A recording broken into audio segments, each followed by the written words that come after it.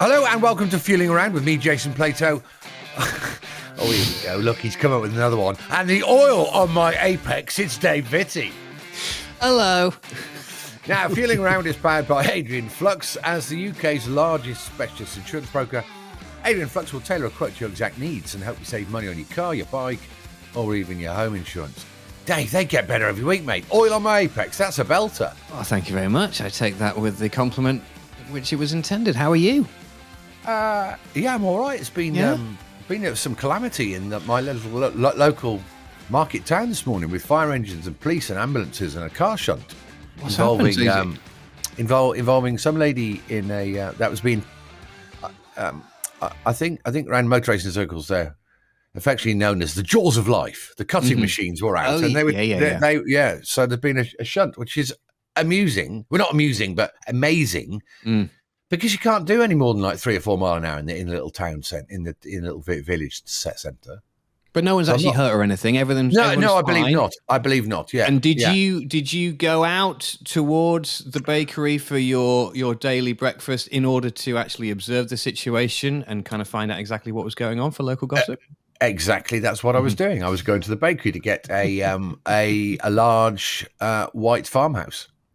Very nice. Yes, because I've got my mum and dad staying with me at the moment, so obviously the obligatory bacon sarnies with a nice crusty white loaf. Absolutely. Well, I mean, this is the kind of everyday relatability which I think makes this podcast a real success, and it's something which I think that we should perhaps share with today's guest as and when we meet said person. Yes, indeed. In fact, our guest today, well, she's a very special, inspirational lady. She holds the record for the most wins, podiums, pole positions, and points in the W Series. And I can tell you this because I know it for certain, and I've seen her drive. She's bloody rapid. It is, of course, Jamie Chadwick. Hi, Jamie. Hello. My morning has not been nearly as eventful as yours. So, have you had a bacon sarnie, though? That's the most important thing. I've had a bowl of cereal. It's just rubbish. What cereal was it? I mean, what's your favourite cereal, Jamie Chadwick? Yeah, it's worse. It's not my favourite cereal, but the cereal I had this morning was bran flakes. That's like a mass market affair. I know, and I don't know. It's a terrible cereal. Shouldn't say that because maybe. Well, I mean, some may say it's a terrible cereal. Others may say that it's an excellent cereal. So that way, we're covered either way. Yeah. We're not going to upset the head of bran flakes. What about your favourite breakfast, Dave? What's your go-to? What, my breakfast cereal or favourite breakfast? No, breakfast cereal, and then on to your breakfast cereal. Okay, if I was to choose a breakfast cereal, it'd probably be something like Crunchy Nut Corn Flakes. They're great. Yeah, nice. They're good. I like those because you don't have to put any extra sugar on them because they are sweet enough. Much like yourself, Jason. And then in terms of breakfast as a whole, then you can't go wrong with something like a sausage bap. In fact, I had a sausage bap yesterday. I had to take my daughter to rugby training, and it was a Sunday morning, and it was pouring with rain outside, and I thought, I'm going to go and sit in the clubhouse. I'm going to have a nice hot chocolate and a sausage bap with Tommy sauce on there, and it was magic. Lovely. Did you say hot chocolate with a sausage bap? Well, yeah, but not in the same glass. I mean, I had a hot chocolate to drink, and then I had on a the sausage side bap to eat. Well, yeah, in the same way that that's not right. That's not right. Why is it not right? Jamie, do you want to endorse me here? Or that's not quite right, is it? Hot chocolate's more like a little pick-me-up at the end of the day if you really need it. Thank you. So you don't think that a hot chocolate can be a complete like-for-like swap for a coffee or a tea? Really? No. Interesting. No, you see, I was there and I kind of thought, what do I fancy? I thought, I don't really want, I love a cup of tea, but I don't really want a cup of tea in the rugby club because it'll be out of an urn and the tea bags will be rubbish and it'll be largely disappointing. I didn't really want a coffee, which is why I went for hot chocolate. But now that you're looking at me as if I'm some kind of weirdo, maybe I chose the wrong thing. I love that expression. Maybe, if you're if you were to be found out as being a serial killer. Yeah. And when you say cereal, you're not talking about cereal like we were talking about before. Right. It's good. I don't know. And you kind of find out and you're like, look back at those times that we knew Dave and they're like, he wasn't that. There's nothing, no cracks, nothing that seemed obvious. Kept himself to himself. And then I'll be like, no, he had a hot chocolate in the morning with a bacon bap, or not bacon bap, sausage bap. Sausage bap. That was clearly a giveaway. It's slightly disturbing, isn't it, I think, Jamie? Yeah. Okay, do you know what? I mean, it's interesting, isn't it, what you learn and what other people think about you? Because I never thought at the time that it was in any way weird or potentially concerning. But now that I do, I will be thinking about my ordinary next time I'm there. Yeah, it just feels like it's too sweet to go with your sausage. Do you know what I mean? So to speak. That's all wrong. Can we cut that? Can we? Yeah. Can we? Is there a due edit point there? No, I know what you're saying, Jason. Yeah. Listen, I'll have to take a long hard look at myself and think about it for next time because it's clearly not right. No, I think that's wrong. Actually, I'm going to try it tomorrow. I'm going to try a sausage bap and a hot chocolate just to see if my my weird mindset is correct or not.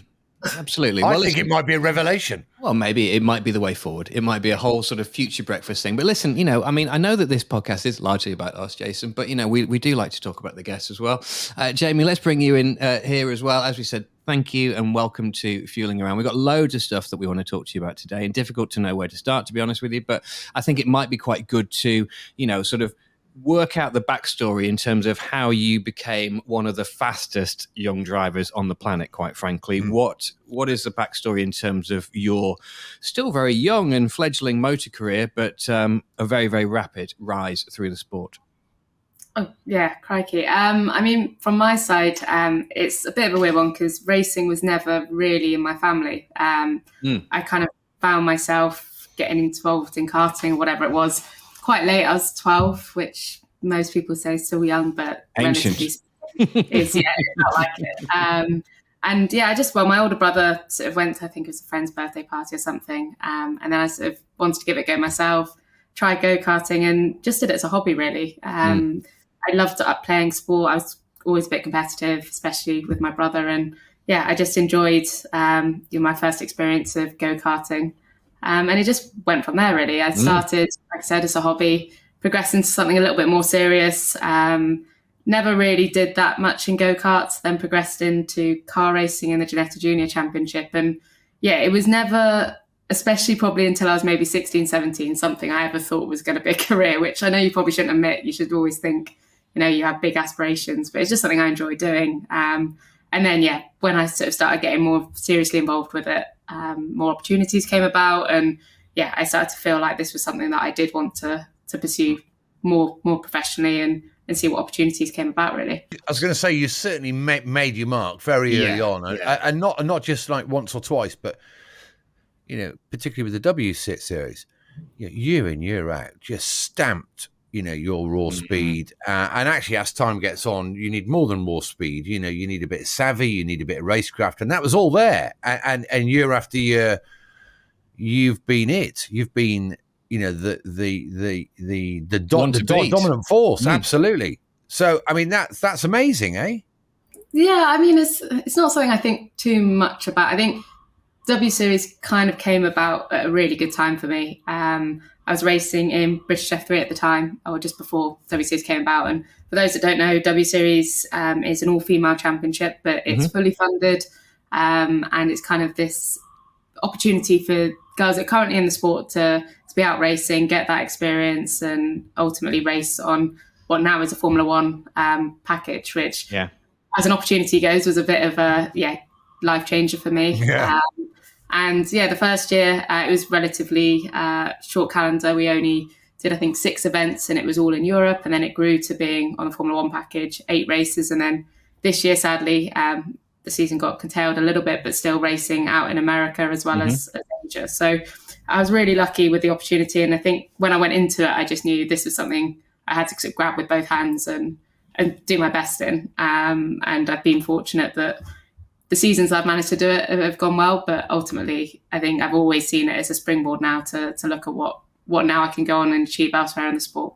Well, we have to discuss the fact that your team is obviously the Jenner Racing team. And for those that don't know, yes, it is Caitlin Jenner. First of all, have you met her? What was it like? When did it happen? Tell us a story. I have met her a few times. She was actually at quite a lot of the races this year. But it all came about as honestly a bit of a bizarre conversation to kind of ever have, especially in the racing world, Jason. It's all so insular. All the people all the same people. It's always the same characters. Everyone knows everyone. So then suddenly when you get a call from Caitlin Jenner about driving for her team in W Series, it's all suddenly taken. And sorry, just to interrupt for a second. When you say you get a call from Caitlin Jenner, literally, how does that happen? I mean, does your actual phone ring, Jamie, and it's a number from America and it's Caitlyn Jenner, or does Caitlyn sort of go through somebody to get to you? How does it physically happen? Good question. There was a bit of like it was meant to be, I think, a Zoom call with a group of us on, and it was all meant to work like that. And for whatever reason, that didn't happen. I just got a message saying, call this number. So I just called that number, expecting to call anyone. I wasn't necessarily expecting it to be Caitlyn. I was told that it was to do with Caitlyn Jenner's having a team in it, but I didn't realise the call was going to be directly with Caitlyn Jenner, with actual Caitlyn Jenner. And you do not mistake that voice. So no, on the phone, and because it was with America, it was quite late at night. So I had a couple of glasses of wine to relax myself into it before. Unbelievable. She was awesome, actually. The thing that was really cool, actually, because I think as soon as I kind of got over the fact that I was on the phone to Caitlyn Jenner, her understanding of the sport was really, really good. And she knew everything about me, everything that I had done. And that's cool, isn't it? Wasn't it? Yeah, I mean, really it's weird when you're sitting there having a glass of wine at whatever time at night talking to Caitlyn Jenner, who arguably knows more about you than you do. It is. It's one of those. I always think back to it because the whole thing kind of, there's just so many sort of pinch yourself moments. Because we ended up going out to Malibu to meet her properly sort of a few weeks later. And there's moments when you're sort of turning up to her house and it's like, what are we doing? Yeah. How's my life come around to this? How surreal, eh? But it is surreal, and it is just, it's amazing how the sport, or me doing something that I love doing, that I'm lucky enough to do, has kind of gone full circle and put me in this sort of situation to experience these mad things. But I think on the face of it, in terms of racing for Caitlyn and being involved with her team, it was actually really cool because, like I said, she does do it for the right reason. She's just generally passionate about supporting women in the sport, and she loves racing. When she came to, I think the first race was in Miami, she spent more time just with the mechanics and the engineers than she did anyone else. And I think it's just quite cool because she just genuinely loves the sport. Brilliant. What a story, eh? Yeah, and I guess the other thing as well about Caitlyn and the Jenner racing team is not only is she clearly, invested in every sense of the word, obviously sort of financially, but also emotionally invested in the sport and wants to obviously, heighten its popularity. And in being the name that she is, and she's a great person to be in there because obviously she's the sort of person that gets headlines, gets interest beyond just the motor racing press, and therefore, can put the W Series onto a greater stage, which would benefit you and everybody else contesting. Absolutely. And that was kind of part of the reason for coming back to W Series with the Jenner team, because especially now, and it's become more prevalent, looking at opportunities in America, it felt like the opportunity she could give me, the exposure, everything, to then get that sort of next step up and the budget and everything required for that. It felt like that was quite a good environment to put myself in. And I think, everything that she did or has done in terms of being involved with the W Series, I think kind of represents that it's now trying to get more exposure around not just women in the sport, but just generally young drivers to create more opportunities to progress up through the ranks that don't rely on sort of, I guess, heavy funding for those all involved. Come on then, give us a little scoop. What's going on? What's next? Off to America? I think so. I mean, I don't know when this goes out. I'm hoping it should all be kind of finalised by then. But I think most likely in America. I can say that, to be honest, everyone kind of knows. But it's more when it comes out, the details behind it are quite exciting. But I'm really, really looking forward to it. I've done a few tests over there in sort of the off season in the last few months, and it's in Indy Lights. Yes, in Indy Lights. Wow. Have you tested? Have you been over in the States racing wise? I've been over there and watched, and looked at. I mean, mind blowing. On the ovals. The ovals. Haven't done those yet, but we'll cross that bridge when we get to it. But the whole culture, everything is so different to Europe, and I'm not saying that's better than that, but it's just quite refreshing from my side to go over there and experience that. That's really interesting you say that, because when I've been over there, mostly for filming actually, with various car shows and stuff. You're right. It is a very different vibe, isn't it? Yeah. It's very. In many ways, it's In what way? it just feels like it's a little bit more relaxed, less Yeah, pretentious, yeah. less clubby isn't the right expression, but it's Cliquey just kind of, yeah. Yeah. it's more. It feels like it's more fun, actually. Yeah. Yeah. That's the impression. Would you think that's right? Yeah. So far, that's the kind of impression that I've had. I mean, I think there's a lot of pressure in Europe for, well, I say Europe, in sort of the F1 feeder series for Formula 2, Formula 3, Yeah. for many reasons, because it's so competitive. Everyone wants those seats. Everyone's operating at a very high level. The money involved is huge. So I think there's a reason for it, but it is pretty intense. It's a lot of egos, a lot of, the environment's very different. Whereas in America, I couldn't believe how laid back they all were. Yeah. And they're all competitive. They all want to do well. But it was so laid back and just the environment. And I just felt welcomed straight away. So, I mean, it's different. There's a lot of differences that seem a bit peculiar still. But, See, I think the interesting thing is it's very easy to come away with an impression because it is so relaxed and a very different vibe that it's not actually serious. And I'll tell you what, it most certainly is. It's every bit as serious and every bit as competitive as European motorsport, but it's just got a completely different vibe. Yeah, exactly. And so far, I feel that suits me. And yeah, just generally American motorsports with IMSA for those that know better. And the IndyCar program now, it seems to be quite a cool place to be going racing. So yeah, I'm looking forward to it. I'll tell you what is interesting is that the very highest level over there, IndyCar, by and large, they're all really great mates. And they all really get on well with each other. Yeah, they spend a lot of time, away from the racetracks as buddies. That doesn't happen over here. It just doesn't. And that's actually lovely. I can remember the first time I went to go and watch IndyCar for the 100th running, not that long ago, actually. I mean, I was blown away, literally blown away by the way it was. I mean, forget how quick and insane the cars are, and they certainly are, and how brave the guys are and girls are, because they certainly are. But it was just magnificent as a spectacle, as an event. Have you been and watched IndyCar around a big oval? Yeah, I went to the 500 in 2019, I think it was. It's unbelievable, isn't it? One of the best events I've ever been to. I mean, I was purely just a spectator, but it was cool because it sounds bad, but I take for granted a lot going to Formula One races and a lot of events that we go to because you kind of become a bit more used to it or numb to certain things. And I think every Formula One race I ever go to, I still think this is insane. And just the level of everything is insane. But it's rare that I go to a sporting event and I'm like, wow, this is nuts. Yeah. And you felt that with the 500. Yeah, massively. I just watched it and I was like, this is insane. There's 300,000 people watching it. Wow. Yeah. I've never experienced anything like that.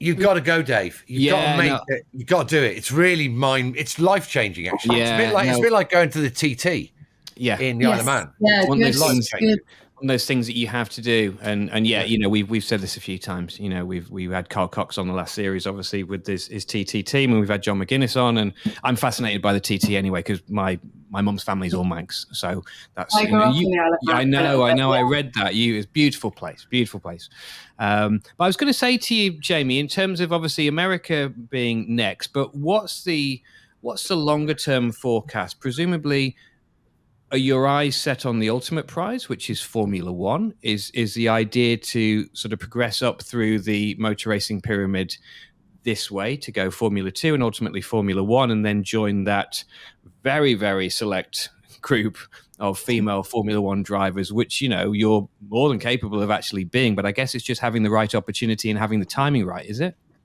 Exactly. I mean, I just want to keep progressing up the pyramid. And I strongly believe if I'm having success and doing well and progressing on merit and the opportunities are coming, then that's completely possible. There's still a long way to go. I mean, relatively where I am is still Formula 3 level. Even W Series is below Formula 3. So there's still a long way to go. But like I said, I think if I take it step by step and can have the opportunities and have the success at the required levels, then definitely the ultimate goal is still to get to the top. But ultimately, I love the sport, and there's so many different things in the sport that I want to do and achieve, and that definitely doesn't limit itself just to even single seaters. I think it's a lot of bucket list races that I have that I want to do, and not even just circuit racing. I did a bit of off-road stuff with Extreme E. I really, really enjoyed that. So there's just a lot that I still want to be able to do and achieve, and for as long as I can have the opportunity to do it, that's all I want to be able to do, if that makes sense. No, absolutely. I think you're absolutely right. And listen, we've had this conversation many times, haven't we, Jason? About obviously the trying to change the balance in terms of the numbers of women in motorsport. We had this conversation back in September, when we did Fueling Around Live at Silverstone. And we were there, Jamie, and we had Lou Goodman and Paul O'Neill and Daniel Rowbottom on there, and we were saying how we were talking specifically about Jade Edwards, and. In your own mind, is it essentially a numbers game? Is it ultimately, without oversimplifying it, is it about trying to get more young girls into karting, etc., along with young boys in the same way that you did, so that you therefore got a chance of the best filtering through and they're having a decent crop of young female drivers at the end of any given year? Yes, in essence, that is, I think, what will change it. However, I think there's a bit more to it, because if we didn't ever do anything, had no sort of initiatives like W Series or no push to get more women in the sport, I don't think anything would necessarily change, because just naturally the sport being male dominated has made an environment that means that young girls look at it and think, oh, that's not necessarily something I can do, because there's no clear role models, there's no clear role for them within the sport. And I was lucky when I got involved in the sport that I had my older brother there, so it kind of eased my way in. But now I look back at it as a 12-year-old girl in a team with just boys and just mechanics that are men, just engineers, everything. It's not necessarily an environment that a lot of young girls would want to throw themselves into. Yeah, I get that. Definitely intimidating, I would imagine. Exactly. Very intimidating, especially at a young age. Exactly. So I definitely think there are things that we can do within the sport that without it being kind of, I guess, reverse discrimination or whatever the term is. We can help it. And I strongly believe W Series has been quite good in bridging that gap, because the way I look at W Series is, yes, we want more young girls starting at go-karts levels and starting at grassroots, but W Series is bridging that experience gap for the girls that are currently already involved in the sport. So the girls like me that started relatively late didn't necessarily have the kind of perfect trajectory through the sport of doing all the steps that I needed to do maybe earlier on. It's kind of helping me get that experience. It's funding that. And with that, giving positive role models for young girls looking at it, that they can also get involved. And that's not just as drivers, because there's mechanics. My mechanic this year, I keep using this analogy, but I like it. She was my number 2 mechanic, but my number 1 mechanic kind of taught her a lot, let her almost be my number 1, and has now got a job at Alpine. So it's kind of like that opportunity, bridging that experience gap is going to help in the long term. And then ultimately, yes, it is just a numbers game, but the more girls that are involved just generally in the sport, the more culturally it will begin to change and the more inviting it will be for young girls coming through. Yeah, and breaking down and having it not have that intimidating, pit environment that you were sort of, alluding to before, Jason, and making it a more, inclusivity is obviously a big word in the world at the moment, but, making it a more inclusive environment. Because, I mean, I've heard you interviewed before, Jamie, and in as much as you've always been very clear that whatever happens with your career in the coming months and years is that you never ever want to be there is a sort of tokenist place. You don't want to be there because, somebody has decided that they want to up the quota of female drivers in a series or in a team or whatever. You've always said, I only ever want to be there on merit, and you've been adamant about that, which personally I think is absolutely the right thing. But, you don't want an easy path, do you? You want to be there because you've actually deserved it, and you want to be rubbing shoulders with drivers, male or female or whatever, because you're the best.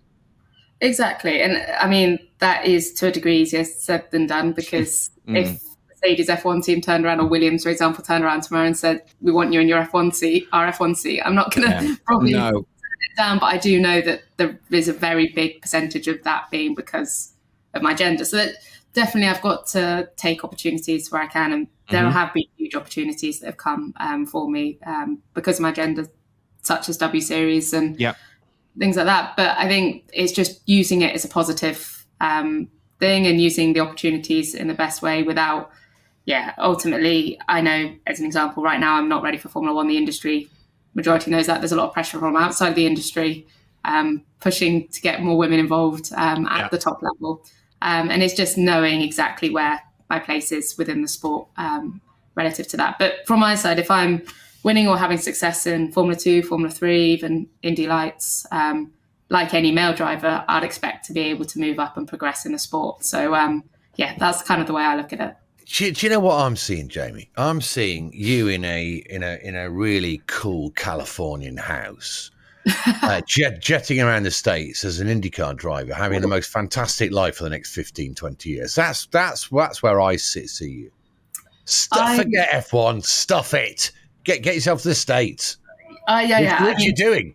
Yeah, I mean, I can't envision that far down the line, and there's a lot that can change and a lot that can happen within the next few years. But I can definitely see the States being a very good place for me over the next few years. And not just IndyCar's the ultimate goal over there, but IMSA, everything over there, the sport, generally there's a lot of good racing going on. And that's something I get quite excited about. It's a really exciting concept though, isn't it though, Jason? I know, as I say, if you did well in IndyCar over in the States, Jamie, it'd been fantastic. But, thinking about the idea of becoming an F1 star in this country and on a world stage, you think about the way that Lewis Hamilton is an iconic figure and he's an inspiration to young people across all sorts of class divides, racial divides, gender divides. And the idea of having a female British F1 star is something that I've never experienced in my lifetime. I know that there have been Formula One drivers before, but they predate me. I think it's a really interesting and really exciting concept. I think it'd be great. Yeah. I really do. I think it'd be great. I think it'd be fantastic for sport, for our sport. And like Jamie said, I think it'd be fantastic because, for the first time in probably ever, there'll be a female role model, which the young girls could go, oh my God, that's what I want to be. It totally changes it, doesn't it? It does. And also, guess what? There's 30 seats in F1, give or take. And of course, there's plenty of space, but the industry just needs to make it happen. However, I am with Jamie on this. It needs to happen because the candidate is good enough for it. Yeah, no, I agree. I'm fortunate enough that I've sat on the young driver program run by the BRDC and Autosport. It was formerly McLaren, part of their award, but now it's Aston Martin for 12, 15 years. And we see the very best of the very best on a yearly basis come in and do this competition. And in fact, Jamie did it first 3 years ago. Yeah. 3 years ago, and then has done the competition this year. And you know what? The level you need to be at to win that competition, or even just to be in it, is incredibly high. And if I honestly could say, genuinely, hand on heart, everyone in the last 3 or 4 years that has been in the final, whether that be 4 or 6 people, are at such a better, higher level than the winner was 7 years ago. Okay, so you can see that progression. Oh, absolutely. Real progression year on year. Both in the car, both technically, out of the car, media-wise. The level is so impressive. Yeah. And it gets better and better every year. And, Jamie's, obviously, we've got the big award on Sunday night. So obviously I'm not going to give anything away. But Jamie's, has been in it for, twice, and that against the very best of the best, and done bloody good. Yeah, I think from my side, the way I see that as well is, if I don't win on Sunday or whatever happens, there's nothing. Actually, the first year I did struggle physically, but I think that was something I learned. I got stronger and I came back and I felt okay the third year, or the second time over. But I think it's something that I look at that and I look at even if I don't win it, whatever. And there's nothing where I go, that's because I'm a girl that I wasn't able to be quick enough. So even if I wasn't quick enough on that day, I know for a fact, in my opinion, that there is another girl that's maybe 6 years old now. She's maybe not even born yet, that is capable of it. And that's what I'm excited to wait for. And I think that's the thing that's going to be a big catalyst for the sport. As soon as we start getting more and more of these girls involved, and maybe one day that Motorsport Award, there'll be more than one girl in the final. I think it's changed. What do you know? What I absolutely agree with that, because I mean, we've spoken about this before, Dave, haven't we? And actually, it's really nice to hear it from directly from you. I honestly do believe it is just a numbers game. It's just because of the amount of young guys at the bottom of the pack working their way through from karting all the way up. And once that dynamic changes, and once there's more numbers, there absolutely will be, because there is no reason. I genuinely believe this. There is no reason why a female cannot be the best in the world. Absolutely, because there's just no reason. There's no reason. It's not a physicality thing, is it? It's mostly in your head. It's not, because physicality can be improved. Motor racing is in your head. It's thought, it's determination, it's all those attributes, which, guess what? Girls have got that in abundance. Yeah. I agree. And it's actually interesting, Dave, you mentioned earlier that you were talking about your breakfast that we sadly just ripped you to shreds. Rip me to shreddies, yeah. Okay. He's good. You were watching your daughter play rugby. Yeah. And it's things like that I think now, especially in the UK, we've got the Lionesses, the England rugby girls, I think, came second in the World Cup. There's so much going on now with women's sport that just generally the numbers are already shifting. And I think motorsport moving with that is going to make a massive difference over the next few years. I think you're absolutely right. And all of the things that you've cited, in particular the Lionesses' victory in the Euros, it just feels now, at this point in 2022, 2023, that women's sport is actually being taken seriously for the first time in a long time, whereas it always used to be a little bit of like, there's football and there's women's football, or there's rugby and there's women's rugby. And actually now it's a bit like, no, do you know what? The standard, of these elite athletes is up there with anything. And suddenly they're now getting the recognition that they deserve. And I think you're right. I think that there is a really good and positive sea change, which does make what you personally and other people like you are trying to achieve in your own sport and your own discipline, potentially far more possible, far more acceptable than it ever has been before, and that can only be a good thing. And as you say, to sort of create role models and change the perception of the sport to allow greater inclusivity in years to come, and we're not talking about something that's necessarily going to change in the next 2, 3, or even 5 years. And, arguably it might not even change properly within your own competitive lifetime. By that, I mean, you're 24 years old now, sort of in the next 15, 16 years, but it might be something whereby you can actually impact change to make a legacy for your children's children or your children's children's children, you know what I mean? And that kind of thing. Yeah, I completely agree. And I think it's just changing perception. I think people for too many years tried to compare men and women's sport, and motorsports, so where I believe we can compete equally. But actually it's interesting because the difference in motorsport as well is you've got a helmet on, so you don't really see anyway. So it's a bit different. You wouldn't try and, I would say, compare. But I think people compare maybe men's football and women's football too much, and they say, the game's slow and the game's like this. And you take that out of it and just watch it for what it is. Absolutely.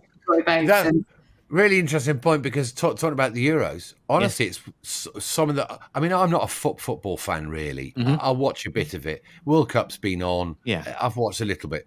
But I got really into the Euros with the girls, because actually the football was brilliant. The football was brilliant, but also I think the atmosphere was brilliant. It was a real sort of carnival thing. There wasn't this, I am a football fan and I sort of know all about the good, bad and the ugly with football, but there wasn't any of the ugly. It was just really, really nice and wholesome, and it was great. And as I say, I think it's done so much good for women's sport, and just for the general, it's something that we needed in this country as well. Christ, didn't we? In terms of what we've been through in the last couple of years, and actually have that feel good factor, which Jill Scott and the Lionesses sort of delivered in abundance. Jamie, I want to talk to you about Ginetta, actually, because we sort of mentioned this before, and obviously as somebody, who's sort of come through, how important was Ginetta Juniors for you? Because it seems to me that as a youth development policy within motor racing, I think they're hugely influential, are they not? And perhaps at times, under what's the word? Undervalued, maybe, yeah. I think bang on. I would completely agree with that, because actually Ginetta, the Ginetta Junior Scholarship is what actually gave me my first big leg up. So my dad said to me, it's funny because I was playing hockey at the time and it was on the same date. The Ginetta Junior Scholarship was on the same date as some trials that I had with hockey.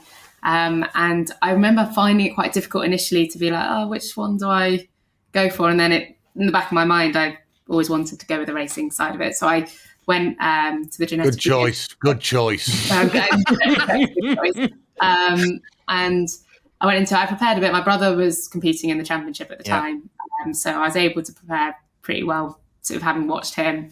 But I remember my dad saying that, if you win this, then obviously we can do the season. And if not, then I'll either just stay in karting or probably stop racing, and that would kind of be it. And it wasn't like a massive deal breaker at the time, but it was like, okay, I really want to win this, to get out of karting and progress into cars. And I was fortunate enough to win that, and that was what gave me the sort of fully funded year in Ginetta Juniors, and that kind of first big leg up. And I was completely out of my depth, I think. I found myself, I learned a huge amount in the first 2 years. It's Chris Hodgetts that brought both my brother and myself into it initially, and I learned so much. Honestly, it's what kind of really taught me everything that I needed to learn initially about racing cars. And I think it's just like you said, so undervalued. Being on the touring car package, I remember seeing the likes of Jason and the touring car drivers around and being like, that's what I want to be involved in. That's insane. And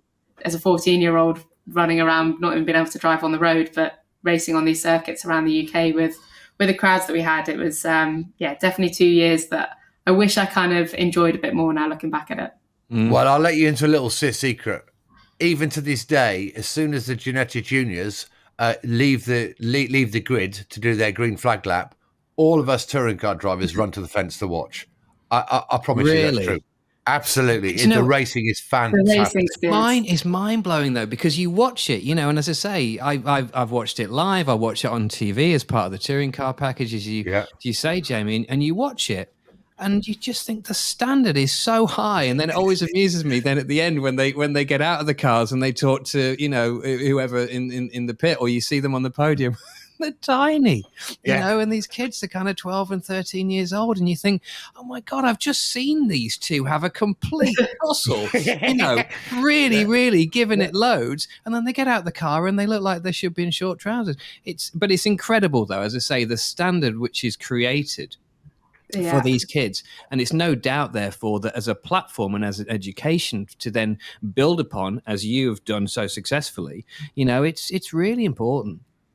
Big time. And on that, it's funny because it always reminds me of when because we didn't have road licenses, none of us could drive around the paddock properly. So even though you literally just have to drive around at 10 miles an hour or whatever, all of us are stalling, struggling to Is that right? Is that right? Brilliant. And every time it will be like someone just leaving the awning, and it will be like maximum revs, like slip of the clutch, and then like trunk forwards. And then you can get track and it will be fine. But it's just funny because it kind of highlights how young we all are learning that much. But to be honest, even if you look at the level of karting now, I sometimes just put it on YouTube just to watch, because if you look at how young the talent coming through is and how good they are, it's insane, isn't it? Kind of echoes a little bit what Jason was saying, maybe with the level in the last 3-4 years with the award process over maybe 10 years ago or whatever. I think just the level of the standard, I guess, of young drivers now is really, really high. Mm-hmm. I must admit, I had to eat a bit of humble pie, actually, because when Ginetta Juniors was launched, the idea of it was tabled. My initial reaction was, oh, that's ridiculous. That's what karting's for. It's too young. And you know what? Within one season, you go, got that wrong. Yeah. Really got that wrong. It helps though, 'cause I think you can then learn the tracks in what feels like a safe environment. You've got often a driver coach sat next to you on test days and things, and you can learn in what feels like a more controlled environment actually than when you get into an F4 car and F3 car. Suddenly that feels like, wow, this is a big step up. So it gives you a chance to learn a bit more about car racing before that. They're very accessible, aren't they? Those Ginetta G40s. I mean, they're a good car to drive as a young driver. Yeah, we learn actually your craft. My brother and I, because we raced the same Ginetta Junior, he drove it the year before I did, and then he continued to race it in the sort of class above the GT5 Challenge, and we actually drove it the other day at Castle Combe, and I was terrified. Those things moved around so much. Like, it felt initially, I was like, oh, this doesn't feel very fast, because in comparison to things that I'd driven recently, it wasn't that quick. But crikey, it's terrifying. They move so much. Brilliant stuff. Hey, before we get on to dull things like road cars, tell us about your involvement with the team, which is very dear to my heart. But tell us about your involvement with Williams. Yeah, so I joined Williams 4 years ago now. So Claire was at the helm at the time, and I was in W Series, and it was my first season of W Series. Claire actually came to watch the first race.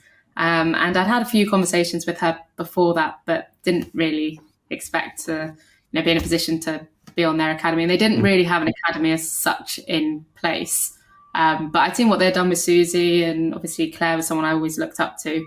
And she came to the first race, which was a race that I fortunately went on to win. And off the back of that, they sort of created this academy young driver program that I then got involved with. And honestly, that was one of the biggest moments for me when you first walk into a team like that. And albeit they weren't having the most success at the time, any Formula One team to me was just like, this is insane. And to go in and put the team kit on and have that moment join the team officially and then go to the Grand Prix and see it as an official young driver was something that I would never have expected. And now 4 years in, to have the relationship I have with the team, to hopefully now get into a situation where, I can have a bigger role with the team is something I was never going to expect growing up. Brilliant stuff. Brilliant. So boring stuff. Road cars. Come on. First road car. What was it? First road car was a VW Polo. Okay. It's actually a very good car because I got it back. I had to drive it for sort of 6 months, which was a bit of a grounding period because I had a VW Polo for the first sort of 2-3 years of my sort of road driving. Standard one or a hot one? I mean, was it GTI or just standard? Okay. Standard. But it was nice. It was nice. Like, it had like a pearly white spec. The wheels were nice, and then I scuffed them to smithereens. Good girl. Because I can't park. Me neither. Neither. Can you not? You're not a parker either. No. It's quite bad. Do you know what? I mean, I'm an old dinosaur, aren't I? Because I always have a chip at Soph, my wife. Watch the rims. And she is particularly bad, but guess what? I ain't that much better. You know what? But it's something, it upsets me so much. And I've almost got to the point where I've sort of become a bit obsessed about it. I actually drove to someone's house recently, and on the way into their house, they had those width restrictors. Right? I hate those width restrictors because they're so close. Yes. I parked out. I reversed out of where the width, because I thought, I'm not going to go through there. I'm not going to do it. Oh no, I drive round. If I'm in London, I parked on a different road 10 minutes away and walked the rest of it because I didn't want to go through the width restrictors. Yeah. I mean, there's nothing. That noise when you actually hit your alloy against the concrete pavement is just horrific. It's horrible, isn't it? Horrible. So I've gone the other way. So now, because I had that experience in the Polo of really destroying rims, I now park about a metre away from the curb in the middle of the road. And then I get out and I'm like having to like jump to get to the curb. You know what I do? I normally, if I am parking against the pavement, I normally park sort of against the flow of the traffic, as in so that I'm on the right side for the. Yeah. You know what I mean? Yeah. Because actually, so you can see. Yeah, because if you're trying to do it on your mirror, the chances are you're going to get it wrong, and you either get too close or not. And that's when you do. That's why if you normally look at cars, right, the wheels that are normally the worst are the near side ones, right? Because they're the ones that you're gonna hit. Whereas actually, if you go against the traffic, then you can you can actually wind the window down. You can see exactly where the curb is, and you can get yourself beautifully about an inch off it. It's called the door opening parking technique, isn't it? Yeah, parking technique. I sometimes do that. I do. Exactly. My car won't let me do it anymore because it won't let me. If the door's open, it won't engage. I'm like, ooh, nanny state. What were we talking about then? Oh, sorry. Yeah, first cars. So Polo. What comes after the Polo then? Then I got a Golf GTD. Okay. Which was a good car, actually. Underrated, I would say. Again, that actually I'd kind of a bit sad. I feel like that's a car that I would still go back to. The Polo's dead to me. That's gone. I think Lee Mackenzie was extolling the virtues of her Golf GTD, was she not? I think she was. She was. If it wasn't a diesel, I'd be all for it. I'm with you. But no, I really like that car. But I only had that for maybe a year. Actually, I'm so out of touch with my years. I can't remember how long I had that. A couple of years maybe. But then I got fortunate because then I got given an Aston Martin Vantage. Nice. What? Nice. That's a fair jump, isn't it? Well, GTD. Where my whole life has just been messed up. It's like when you fly business class for the first time, and then it's like you can't go that. It's everything that's really destroyed. It's cheated the system and it's ruined cars for me because. Wow! How long did you have that for, Jamie? About a year. Did you love it? I did actually. I didn't love knowing what the excess was on the insurance. Yeah. Eye-watering, I would imagine. Yeah. And with that, driving around central London every day, being like, this is just painful because everyone else, you just suddenly feel like you're a massive target. Yeah. But no, I did love it. I was restricted on the miles, but I got right to the mileage that I was allowed to do because spot on. Yeah, literally within a mile because I love driving it. And it was awesome. Yeah, I was lucky with that. But then after that, because I sold the GTD and everything, I went back to my first car because for some reason my parents still had that. So I had 6 months of driving the VW Polo again. Okay. With the soft wheels, the paint like falling off the wheels. And that was a grounding experience. And one that a culture shock, I can imagine. Yeah, don't feel the need to go back to that. So So what's the current drive, or is there not one at the moment because you're in central London? Well, because I'm in central London, I've got a Renault Twizy. Have you? What's is that an electric one? Yeah, it's this. I can't even describe it. It's like if you were to add a couple of wheels to a motorbike. Okay. And make it electric, then that is what it's totally kind of like an invalid carriage. Right. Okay. Yeah. Can I say that? Yeah. Why not? Is it turquoise blue? And it's nice or black with a bit of orange. It's actually quite good. Is it all right? It is. It's great in the summer because you can literally just take it anywhere, park it anywhere. The thing I hate the most about it is the fact that everyone stares at you. Yeah. And I just feel really insecure because everyone's just staring at you like, what are you doing driving? And is it short enough where you can park nose in? Yes. Yeah. You can just literally put it anywhere. Perfect. You don't have to worry about parking. Exactly. That's the big thing for me. And I really like it. So I've had that. It's not great in the winter. It's bloody freezing. There's no windows. Yeah. And give us some stats, horsepower, torques, what's it packing, babes? And I honestly couldn't tell you. I think the fastest I've done, because when I picked it up in Croydon and I drove back into central London, and there was an A road for quite a lot of it. That was the most terrifying experience I've ever had, being in one of those, like next to people doing 70 miles an hour. And I think it got up to sort of 45, 50 miles an hour. Okay. And have you got the 45 model or the 80? Oh, I have no idea. Yeah, right. He's clearly just Googled this, hasn't he? I have just Googled it. Well, the 45 model is packing 5.5 horsepower. Oh, 5.5? Yes, and the 80's packing 17. Oh, no, I think it's 4.5. I think it's not very fast. It's pretty basic. Yeah, maybe 4.5, 5 horsepower sounds like nothing though. Yeah, but I mean it'll weigh. Oh yeah, next to as much as a J cloth. Yeah. When I first got it, sorry, this is a boring story, but I'm going to go with it anyway. I parked outside. I can't remember where it was, but I was like on Bond Street. It was almost. Oh no, it's in Knightsbridge. I parked somewhere because I had to run into a shop to get something, and I parked, and the handbrake had a problem, and I couldn't get the handbrake off, and it's just a wiring issue with the sensor, and anyway, I couldn't get the handbrake off. So, but I was parked in quite an illegal spot. So a group of people helped me lift it onto the pavement. Oh, is that right? Lifted it onto the pavement. Yes, we know that it doesn't weigh very much until someone could come and collect it. Okay, here's one for you. Imagine that you're not living in central London, because I think this is important, because the central London thing might actually sway your decision making. You've moved outside of the city. You've got a double garage. What is your 2-car fantasy garage? There's no price limit on this, but think about it in terms of your lifestyle. 2 cars that need to kind of do a bit of everything for you.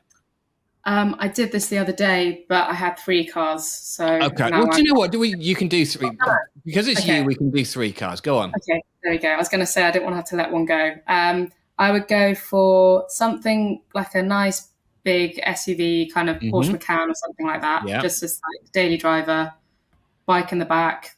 Ultimately, I want to have dogs in my future life, so like everything for that. Good choice. I would then have a 911 2.7 RS. Okay. Excellent choice. Nice. More than excellent. Better than excellent. Summer country roads. It's almost like you thought about this, Jamie. Yeah. This is like ultimate, like in California, maybe, Jason. Oh, yes. And then the third one, which is a bit weird, and I don't actually even know what it's called, but you know those little Honda electric things? The Model E. Yeah. Honda like E. Really weird looking, like, I want one of those. Yeah, quite retro from the outside, but very modern on the inside. Things. I like them though. I mean, as I say, as far as electric cars go, because they have got a retro styling, but they look quite cool, I think. I've decided it's quite cool. I don't know why. Have you had to go in one, Jamie? No, I just keep seeing them. I drove one recently on a TV review. I tell you what, it was brilliant. It was really great. Yeah, it was a great place to be. Super futuristic. Yeah, it's really beautiful, actually. Yeah, so that's my range ain't so good, but as a little London tear around, absolutely. Yeah, I think they're quite cool. They're a bit weird looking, but I think they're quite cool. So those are my 3. I like them. So right, here's a question for you.